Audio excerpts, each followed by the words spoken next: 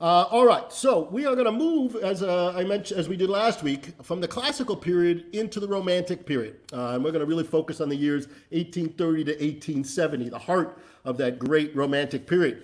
And again, classicism was all about the perfect structure and the architecture and the symmetry of everything. But Romanticism was all about the soul and all of that inner feelings that we have. As the great Goethe wrote, classicism is health, Romanticism is sickness.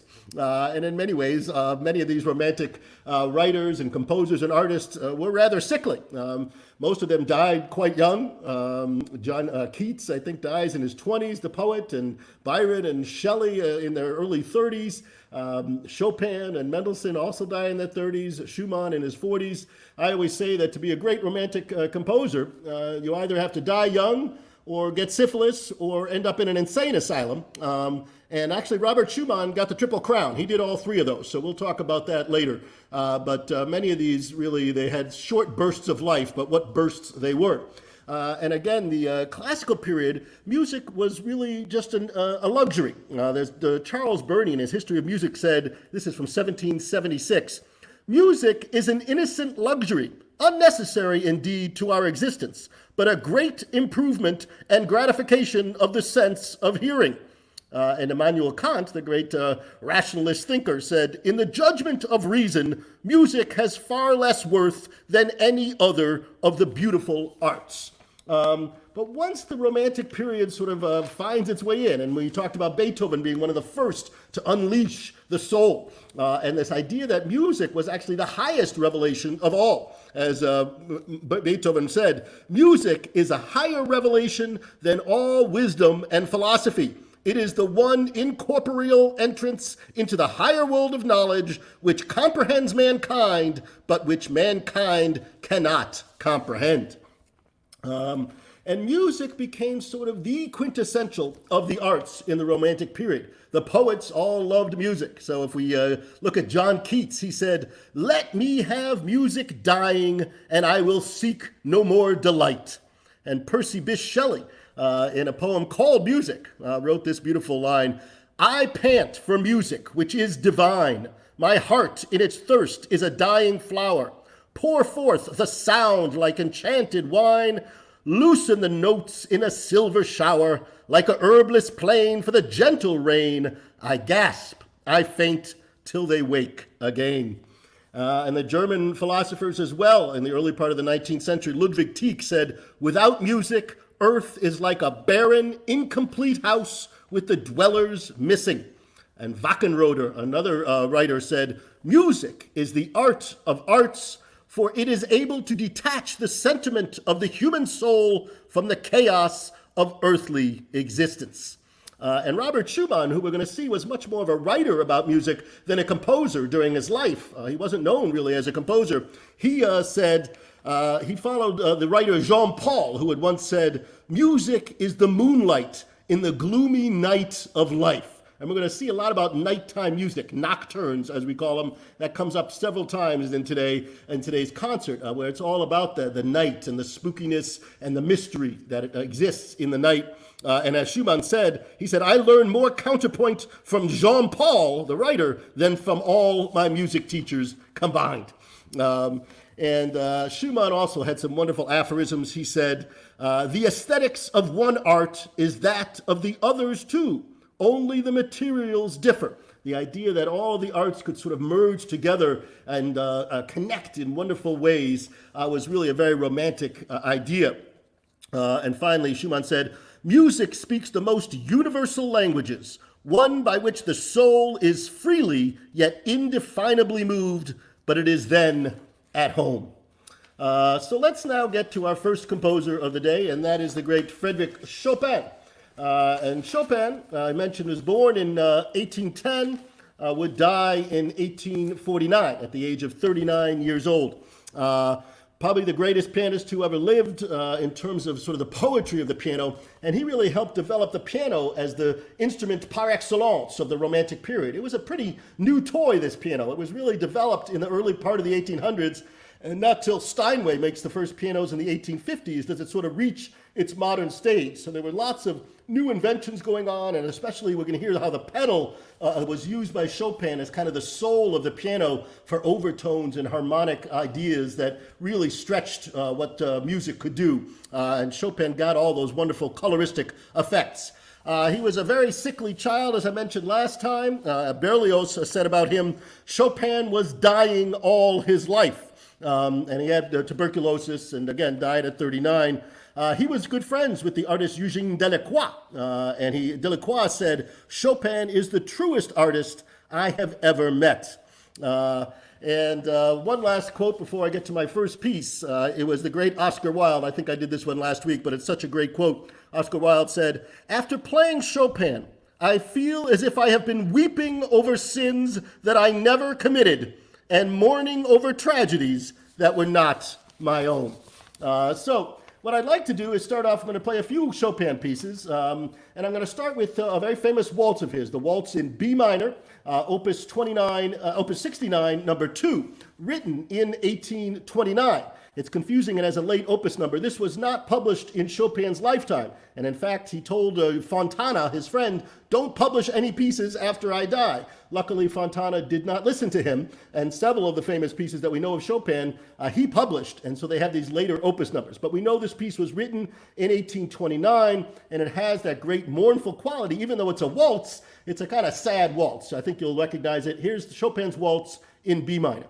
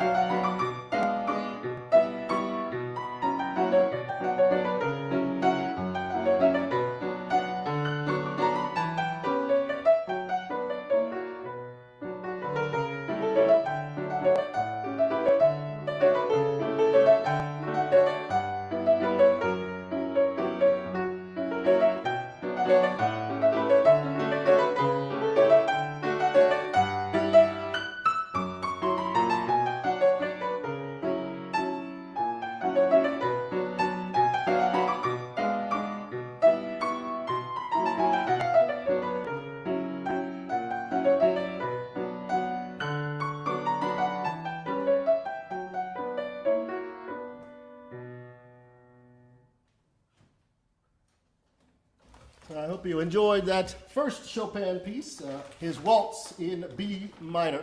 Now, Chopin was born in Poland and was quite a young prodigy composer, writing his first pieces when he was 7 years old. But he ended up making his way to Paris around 1830, right when the revolution started. The Polish rose up against the Russians, and Chopin, being so sickly, was going to be very little use as a fighter. So he heads off to Paris and really spends most of the rest of his life there in Paris, only making a few journeys back. While he's in Paris is when he writes so many of his famous works. We're going to do next his wonderful Nocturne in E flat, which was written about 1830 or 1831, Opus 9, number 2. And Chopin once said the following, and I think this really goes towards his music. He said, "Simplicity is the highest goal, achievable when you have overcome all difficulties. After one has played a vast quantity of notes and more notes, it is simplicity that emerges as the crowning reward of art." So he was always trying to find, even though there are a lot of notes, just that beautiful line that could come through. And you hear this so much in this next piece. He also said, "Bach is like an astronomer who, with the help of ciphers, finds the most wonderful stars. Beethoven embraced the universe with the power of his spirit. I do not climb so high. A long time ago, I decided that my universe would be the soul and heart of man." One last quote that I want to read of Schumann about Chopin. It was Schumann who said that Chopin's music was like cannons hidden, disguised as flowers. And he said that they were very dangerous for all the autocrats out there, and they should listen carefully to his wonderful music. So here's one of these cannons that is so beautifully disguised, the Nocturne, Opus 9, number 2.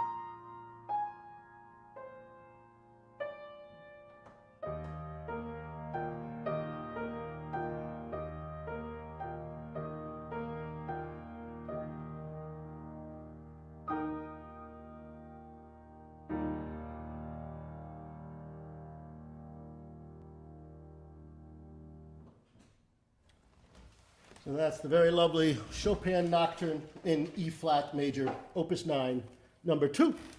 All right, now, let's see where I am here. Okay, so when Chopin gets to Paris, Paris is kind of the center of the musical world at this point. There's all the great pianists and composers sort of are converging on Paris. There's a lot of great pianists there, virtuoso pianists who could do just about everything. Franz Liszt, we're going to see, comes there. As Chopin wrote, he said, "I don't know where there can be so many pianists as in Paris. So many asses and so many virtuosi." Sorry for any kids listening, but Chopin wrote that. And while he's in Paris, he does meet the wonderful Georges Sand. We'll talk about her in a second. But he starts to feel depression and not being able to be in Poland and helping the people there, but this sort of gnawing longing and suffering that all these romantics did. And he wrote about that. He said the following: "I am often gay on the outside, especially among my own folk. But inside, something gnaws at me, some presentiment, anxiety, dreams, or sleeplessness, melancholy, indifference, desire for life, and then the next instant, desire for death. Some kind of sweet peace, some kind of numbness, some absent-mindedness. Sometimes I can only groan, suffer, and pour out my despair at the piano." And that really is we're going to see this in so many, the melancholiness and the longing and the tortured life of these romantic composers. And I thought the perfect piece to play for that is his very famous Fantasie-Impromptu, Opus 66. This was another piece that he did not want published. And that's, again, it was the first piece that Fontana found and said, "I got to get this piece out there." And it's a good thing he did. It's one of his most famous, has this very tempestuous first part and last part, but in the middle is the wonderful, very slow tune that became "I'm Always Chasing Rainbows." That was a famous vaudeville song and appeared in the movie Irene, and you'll hear that. It was turned into that song, but Chopin came up with it first. So here is the Fantasie-Impromptu, Opus 66.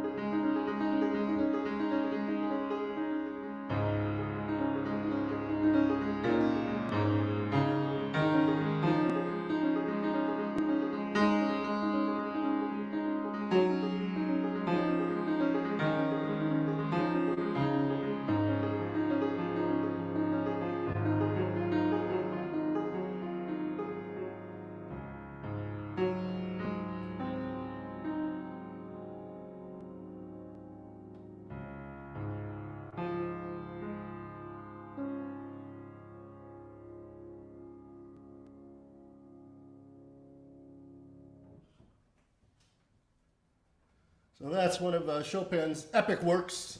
Again, not published in his lifetime. He didn't really want that music out there. I think he thought that it felt a little bit too close to the Moonlight Sonata. There's some connections there, but it's a great work and fun to play.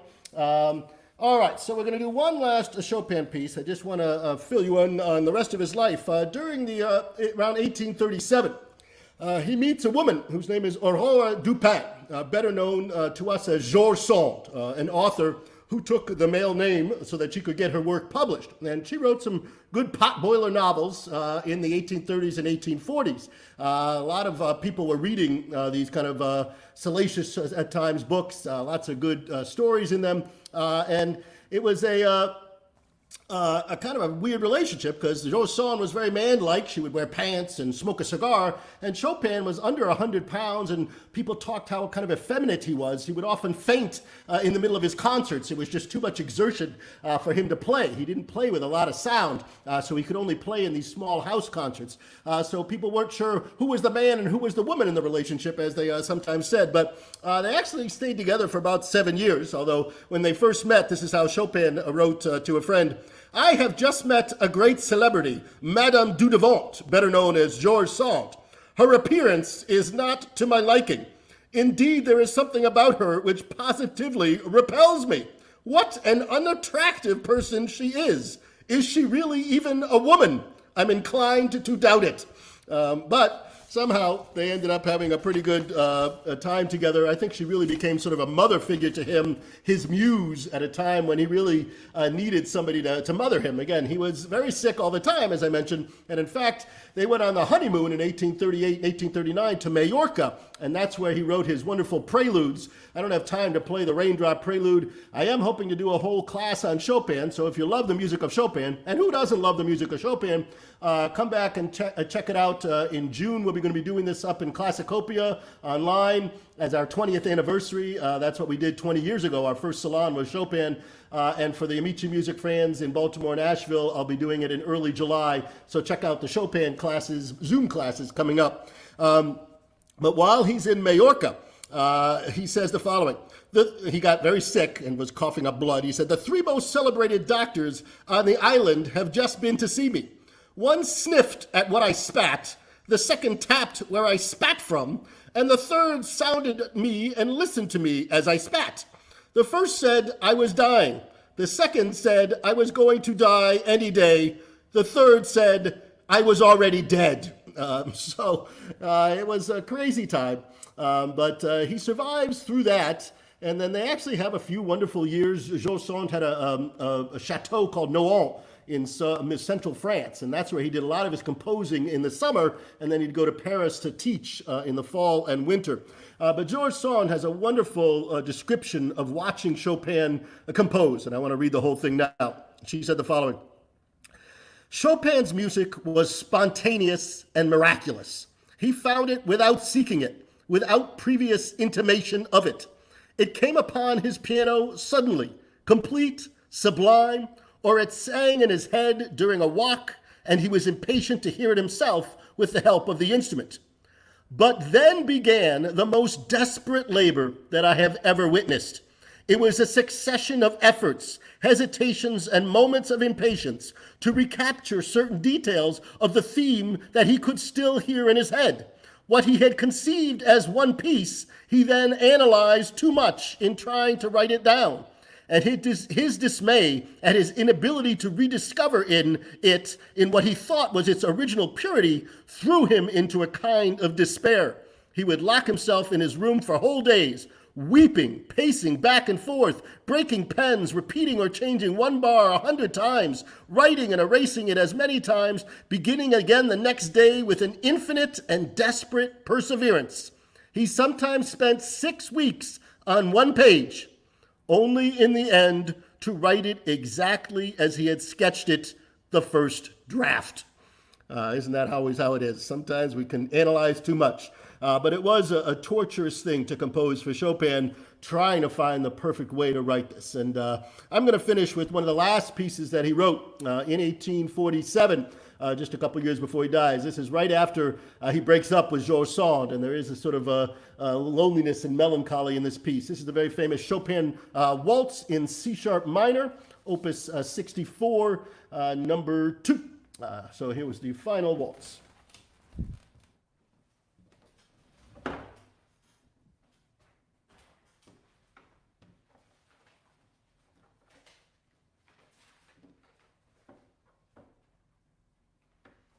If I can find it.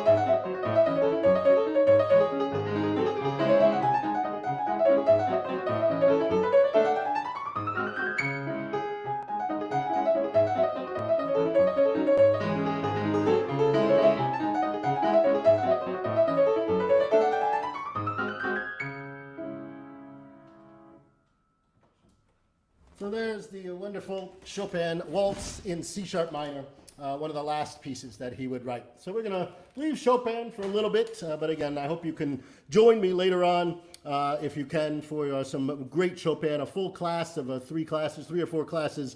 I'll get to play lots of his music and tell you more about his incredible life. But I want to move now to just a couple short pieces by Felix Mendelssohn. I played his Rondo Capriccioso last week, but I want to play a couple of his song without words. That's really what he was most famous for in his lifetime. He did several books of these with 6 pieces each, and because they're a little bit saccharine at times and sentimental, after he died, people sort of look back at him and said, oh, he was kind of a mawkish writer, but there's so much beauty in these pieces. And he called them songs without words because he had an interesting idea. He said, people often complain that music is too ambiguous, that what they should think when they hear is so unclear, whereas everyone understands words.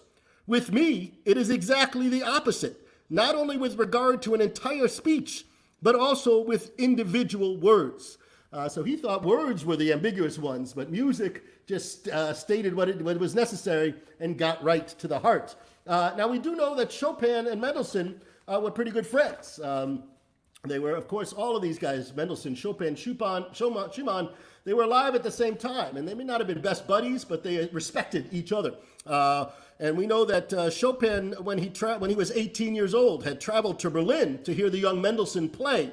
But he was so starstruck, he didn't actually say anything to him. And then a few years later, Mendelssohn traveled to Paris to hear Chopin perform his first public recital there. And he found him to be the best of the virtuoso pianists in Paris. And in fact, supposedly Chopin composed a piece of music for Felix's wife, although that has not been published and the manuscript has vanished, so we don't exactly know what he did. But he did write a piano trio around this time that has a lot of Mendelssohnian aspects to it. And later in his life, he said, let me remind you that even if you do possess friends and admirers worthier and closer to you, none is more sincere than I. That was a letter sent from Chopin to Mendelssohn in 1845. So there was a sense of respect amongst them. Mendelssohn, I talked about, grew up in this wealthy family. His father was a banker, and I'll talk about his sister Fanny in a minute. There was a sense that Felix was going to be able to be the musician in the family. But Uncle Jacob, who was the mother's brother, thought he probably should be a banker. And he has a great quote I always like to say, which is so true. He said, "A professional musician, I can't get that into my head. That's neither a career nor a life, nor a goal. One is no further advanced at the end than one was at the beginning. In fact, one is generally better off at the beginning." So always the issues of trying to make money as a musician certainly came up. I mentioned that they were born Jewish, but they were converted because of a votum issued by the Prussian Ministry of Finance and other laws, which basically said it would be desirable not to have any Jews at all in the country. We must tolerate those we already have, but at the same time, we must constantly try to render them as inoffensive as possible. As long as a Jew remains Jewish, he cannot obtain a position in the state. So Mendelssohn became Christian, and he actually helped discover some of the great Christian music of Bach, the St. Matthew Passion, among others. He wrote some great oratorios. And when he died, as I mentioned, he was a very popular composer, probably second only to Beethoven when he dies in 1847.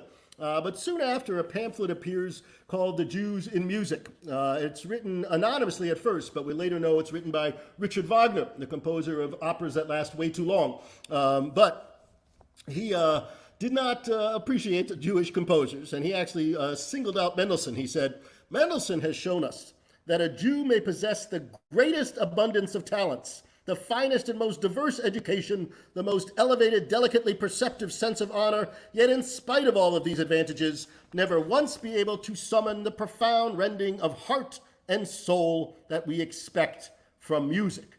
Now, it's really hard to believe when you listen to Mendelssohn's music that you don't hear heart and soul in it. It is filled with that. Yes, there are some flourishes in his music, but I think Wagner was just a little perturbed that Mendelssohn didn't use some of his own music when he was a conductor in Leipzig. And ultimately, Mendelssohn would go on, along with Schumann as friends, they were very good friends in Leipzig, to help start the Leipzig Conservatory. And unfortunately, his statue was taken down in front of that conservatory during Hitler's reign. And there's a wonderful story I think I mentioned last time called Mendelssohn on the Roof, written by Yuri Weil, which takes that idea, and in the story, the SS officers go up on the top of the Prague Opera House and are told to take down the statue of Mendelssohn. But all the names of all the composers are up there, and all the names are kind of washed out from time, so they don't know which one is Mendelssohn. So they decide to take down the one with the largest nose, and that happens to be Wagner. So we got him back. But here's a little bit, two of his songs without words. We're going to do the Opus 67, number 1, written in 1843, and Opus 85, number 4, written in 1845.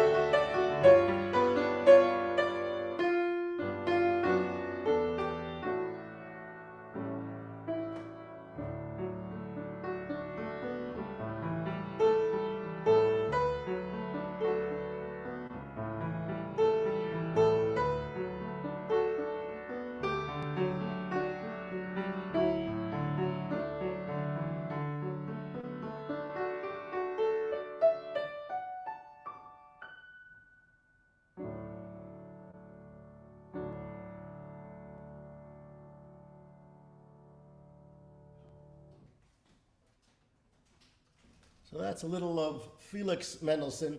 And if you don't feel a little heart and soul in that music, then maybe you're missing a heart and a soul, I have to say. All right, now the next two composers I'm going to play are both women. I'm going to start with Fanny Mendelssohn and then move to Clara Schumann. I hope some of you were able to watch our Mother's Day concert where we did some wonderful piano trios with the Borowskis, Emmanuel and Francis, with our masks on here from my living room.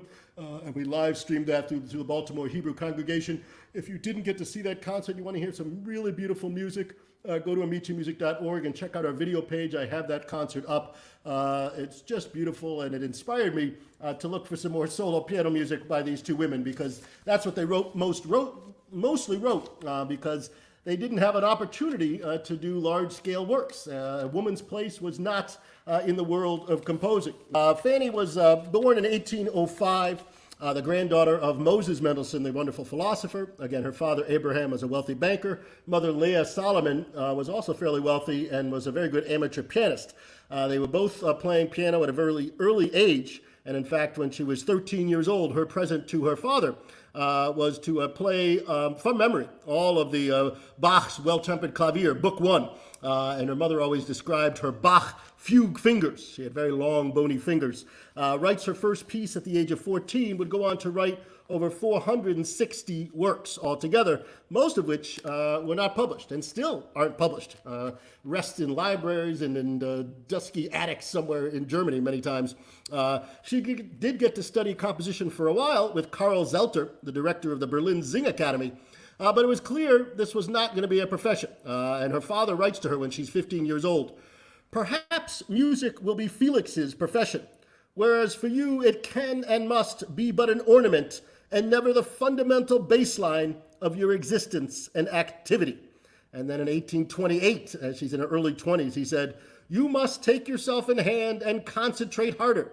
You must school yourself more seriously and eagerly for your true profession, a young woman's only profession, and that is the state of being a housewife."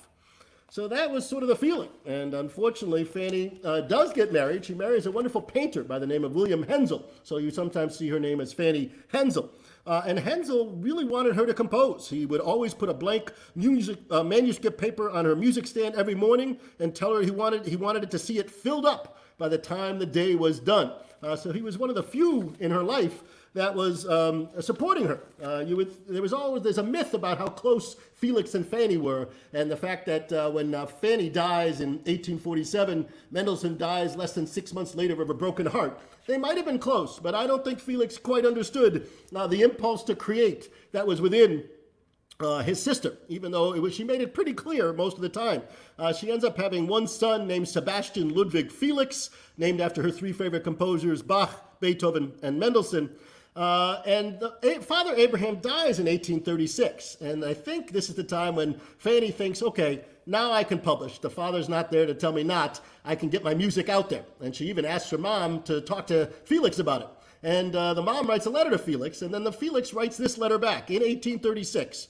"From my knowledge of Fanny, I should say that she has neither inclination nor vocation for composing. She is too much all that a woman ought to be for this. She regulates her house and neither thinks of the public nor of the musical world, nor even of music at all, until her first duties are fulfilled. Publishing would only disturb her in these, and I cannot say that I approve of it." He had also written this horrible letter when she had her baby, and she had written to him saying that she was having writer's block because the baby was there crying and she couldn't focus. And he said, "You can hardly expect a man like me to wish you some musical ideas. It's just greediness for you to complain of a scarcity of them. If you wanted to, you would already be composing with might and main. And if you don't want to, why do you fret so? If I had a child to nurse, I would not want to write scores. Seriously, the child is not even half a year old, and you already want to think of ideas other than little Sebastian? Be happy that you have him. Music fails to appear only when it has no place." That is a seriously rude letter, and if I were Fanny, I would have phoned him up and said, "You're a complete jerk." But this is not how they did things in the 19th century. But what Fanny did was find a few people who really liked her music, and one of them was a pianist named Karl Klingemann. And in 1836, she writes this heart-rending letter to him saying the following: I am enclosing two piano pieces which I have just written. I must add that it is a pleasure to find a public finally for my little pieces, for here I have none at all. My songs lie unheeded and unknown. If nobody ever offers an opinion or takes the slightest interest in one's productions, one loses in time not only all pleasure in them, but all power of judging their value and the wish to create more. I am thus more or less alone with my music, but my own delight in music and Hensel's sympathy, that's her husband, keep me awake, and I cannot help considering it a sign of talent that I do not give it up, though I can get nobody to take an interest in my efforts. Finally, in 1846, less than a year before she dies, she decides, I'm going to publish whether you like it or not. And she writes this rather interesting letter to Felix. She says the following: Dear Felix, I don't expect you to read this rubbish now, busy as you are, but I want to tell you something. Laugh at me or not, as you wish. In a word, I'm beginning to publish. I hope I won't disgrace all of you. I know you won't really mind. As you can see, I've proceeded completely on my own to spare you any unpleasant moments. And if it all goes to the bad, I can have no one to blame but myself. Please don't think too badly of me. So it's really depressing to read some of Fanny's writings, but what is not depressing is to play some of her beautiful music. I'm going to play two pieces. First, I want to play a little Allegretto Grazioso. Again, none of these are published. I can't even remember how I got this one. I think it was in a book at the Dartmouth Library, but it's such a beautiful piece. And I think it was written as a wedding present for Felix when he got married in 1836. That same time that he was telling his mother, Fanny's not really a composer. She sends him this incredible piece of music. I hope you enjoy it. It's called Allegretto Grazioso.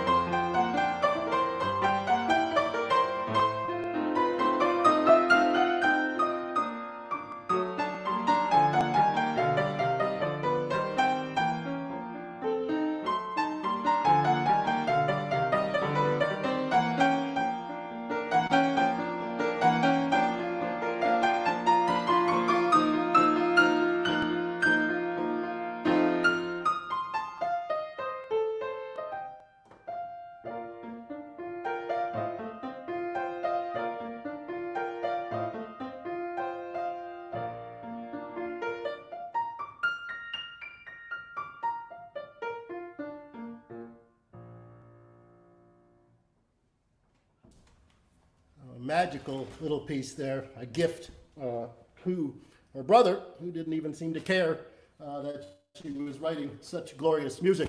And I want to play one more Fanny that I only just discovered, and this is thanks to my cousin Janice down in the Villages there in Florida, who has taken up the piano again and is playing some wonderful music.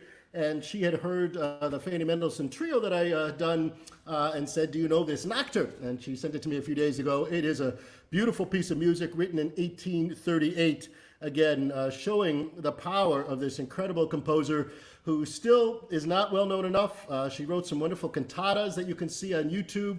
And in fact, there's a great story of a piece she wrote called the Easter Sonata that was lost for many years, and most people thought it was a piece written by Felix Mendelssohn. And when they found the score to it at some point, it said F. Mendelssohn. So people just assumed it was by Felix. But a wonderful grad student, I think from the University of North Carolina, Angela Mace Christian, did some amazing sleuth work and discovered that it was a diary notice that Fanny had written talking about her own piece, the Easter Sonata, and she has convincingly said that this was definitely Fanny's music. Some still can't believe it because it's so powerful and masculine and Beethoven and Bach-like, but she was a real force of nature and sadly died way too young, right when she was just getting into the joy of composing. So here is her Nocturne from 1838.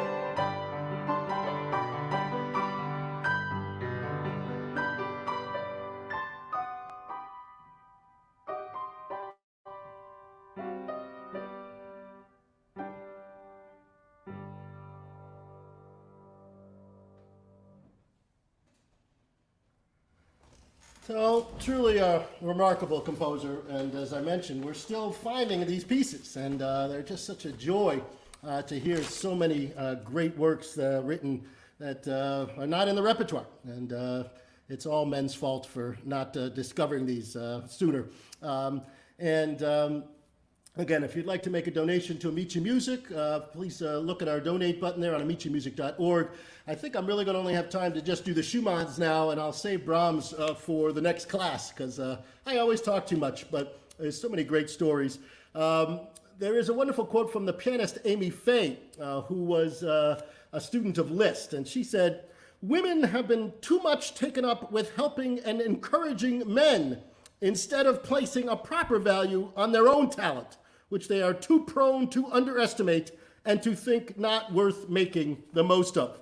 And that really is so true of our next woman composer, Clara Wieck Schumann. Clara Wieck was one of the great pianists of her time, had started playing when she was 2 years old, could play before she could talk. She couldn't even talk until she was 6 years old. But her father, Frederic Wieck, was a really good piano teacher. And he instilled in his daughter not only the need to be able to play the notes, but to bring the poetry of the notes. He would take her on long walks, have her read poems, really get into that whole romantic spirit. And she played, when she played, people just cried to listen to her. So she had a magic about her playing. When she's about 11 years old, they happen to meet Robert Schumann, who happens to be a law student at the time. He would drop out of law school, hey, something I did too, to become a musician. But at the time he was studying law, he actually saw Clara play at a party, and he said, "I want to play like that." So he actually quits law school, I'll get to that in a second, and studies with Frederic Wieck. In fact, lives in the house with them. And much to the horror of the father, Clara begins to fall in love. They begin to fall in love, a great romance, even though she's only about 16 years old at the time. They have their first kiss in 1835, at which point Friedrich takes Clara out on a long tour that lasts about 2 years, all over Europe, hoping she will forget about Robert. Instead, Robert writes some of the most beautiful music during that period of 1836 to 1838, longing for her, It doesn't quite work, and I'm going to read a little bit of that in a later. But what is sad about Clara is that she was composing as well, and composing when she was 15 and 16 years old, writing music that you will hear, which is astounding. And in her diary in 1838, she says, "I once believed that I had creative talent, but I have given up this idea. A woman must not wish to compose. There never was one able to do it. Am I intended to be the one? It would be arrogant to believe that. That was something with which my father tempted me in former days, but I soon gave up believing this. May Robert always create. That must make me happy."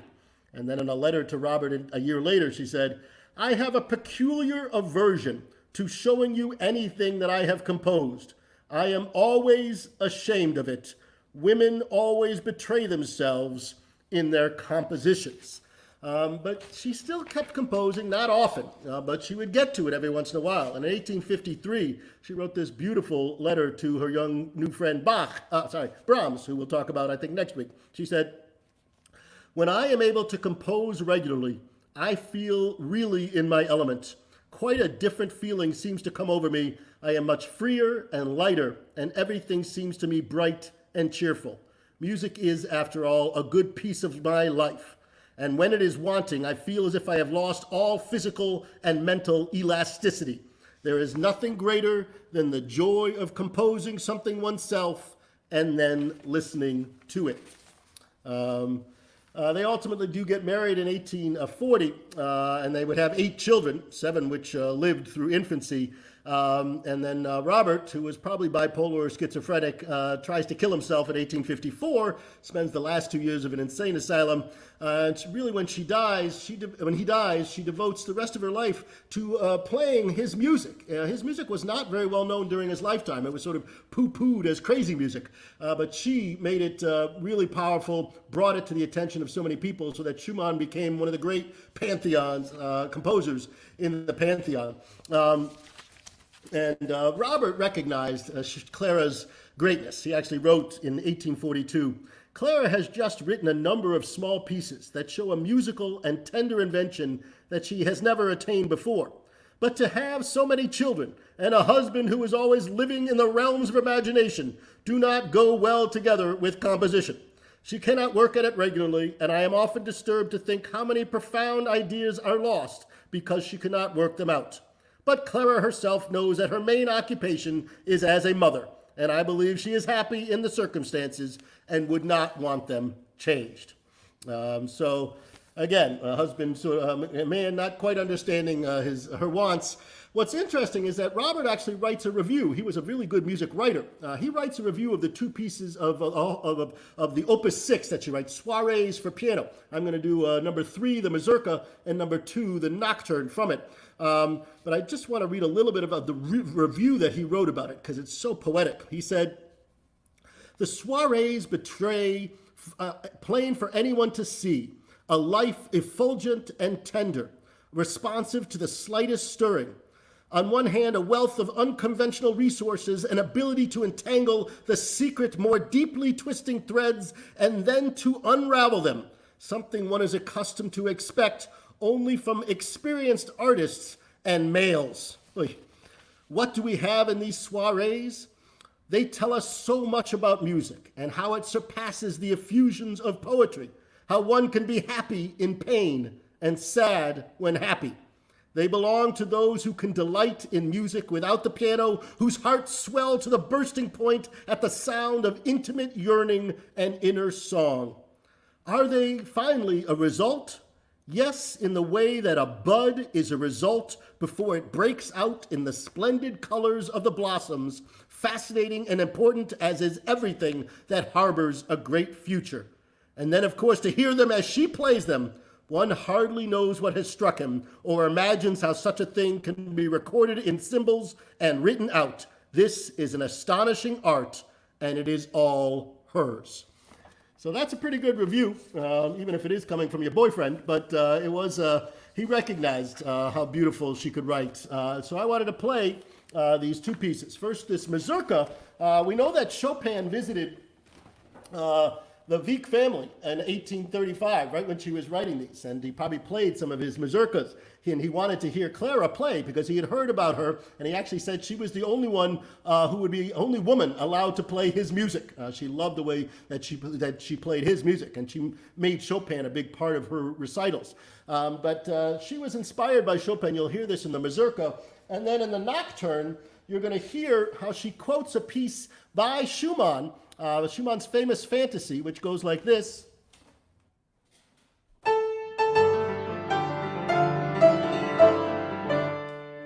Those are the famous dropping notes of his Fantasy. Clara quotes that as a sort of love through music. You'll hear that in the opening notes of her Nocturne. So first the Mazurka, and then her beautiful Nocturne.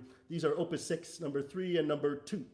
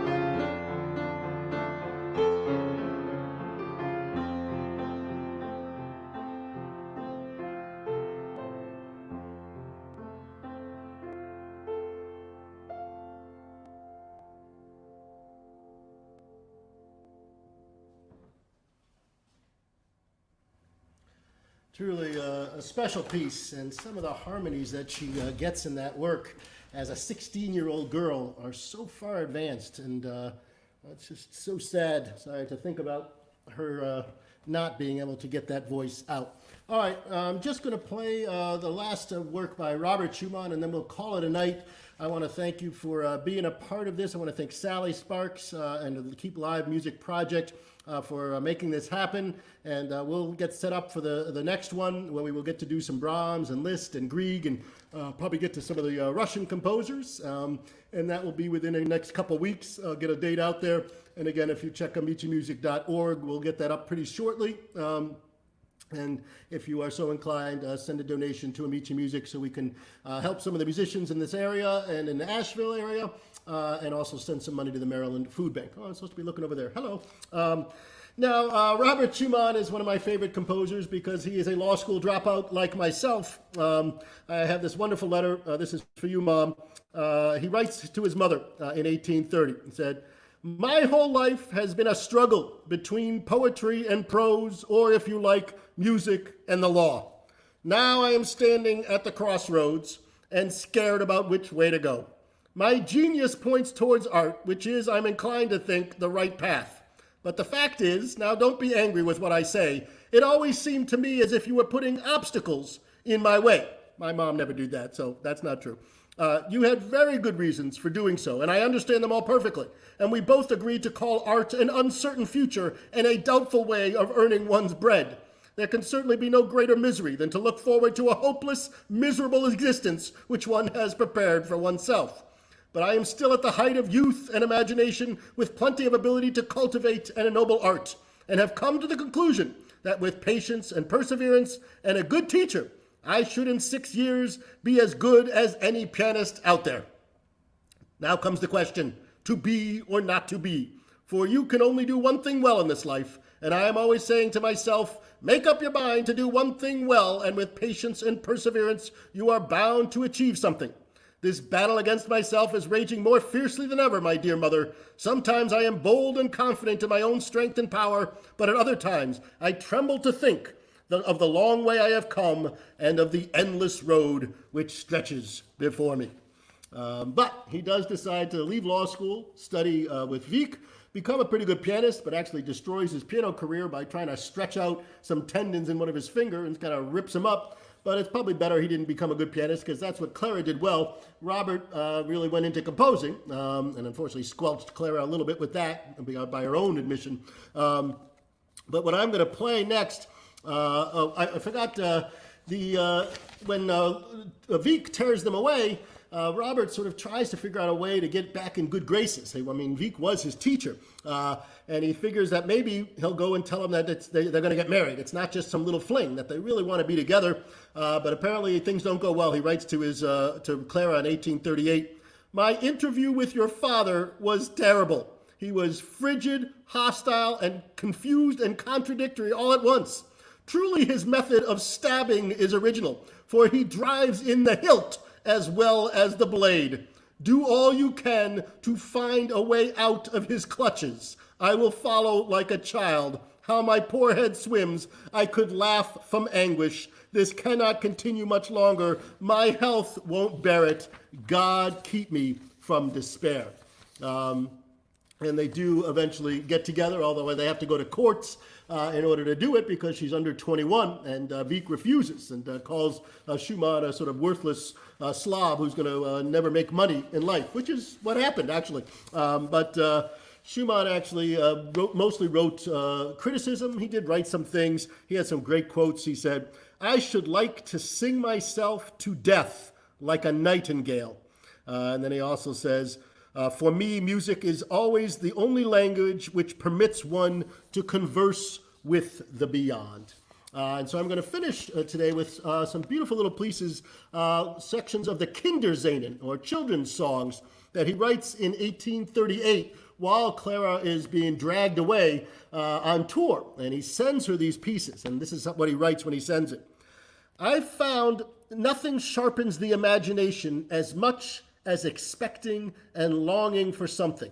And this is how I have been the last few days. I have been waiting for your letter. And as a result, I have written books full of pieces, amazing, crazy, sober stuff. You'll stretch your eyes when you open it up. In fact, I sometimes feel as if I'm simply bursting with music. But before I forget, let me tell you what else I've written.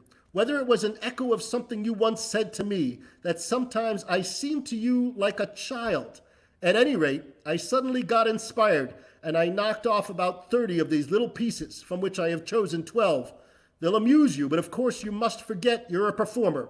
They all explain themselves, and as well as that, they're as easy as you can imagine.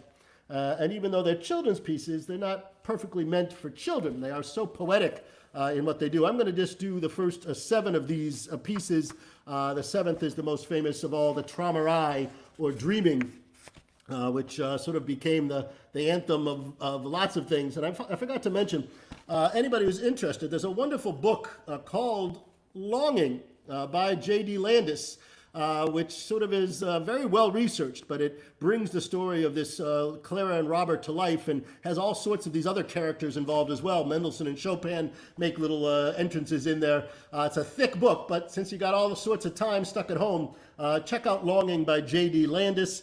Also some great movies about Chopin. There's Impromptu. Where are you? This is kind of a silly movie, but with some great acting. Judy Grant, as George Sand, and Max von Sydow as Liszt. Mandy Patinkin is in there. Hugh Grant is Chopin. He's actually pretty good, even though I don't usually like his acting. And then if you want to read a little bit about the Schumanns, or see the Schumann Spring Symphony, it's in German, but wonderful piece with Nastasia Kinski as Clara, and sort of this trials of how they had to fall in love with the crazy father standing in the way. So here are these first 6 pieces. The first one is called Of Strange Lands and People. They're all short little pieces. Then comes A Curious Story. Then Blind Man's Bluff. Then Pleading Child. Then Happy Enough. Then An Important Event with these big chords. And we'll finally finish with number 7. There are 13 altogether in the set, but Träumerei is the last one. So here's some pieces by Robert Schumann again. Thanks for being with us. And send me an email if you have any more questions, daniel@AmiciMusic.org. Thanks to Sally and Streamside Music for making this possible. Here's some music of Robert Schumann.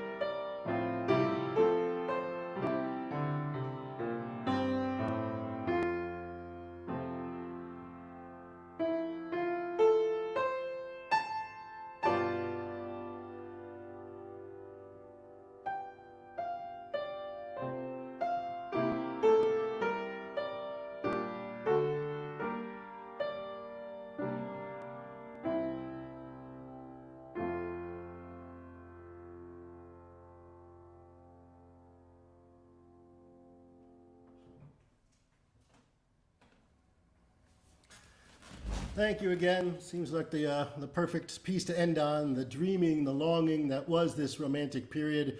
Sort of lots of unfulfilled ideas, but just so much beauty in that music. And we'll have more of it coming up in our next session. Again, we'll start off with some Brahms, and we'll hear some wonderful Grieg and Liszt, and probably Tchaikovsky. Please feel free to send some emails to me. Let me know what you thought. I hope the quality came out a little better than the first time. We worked a little bit on the mics, and I thank Sally for working that out. And I really appreciate you all being with me, sharing live music together in a time when we really need it. So have a great, great weekend, and love to see you at the next one. Take care, everybody. Goodbye.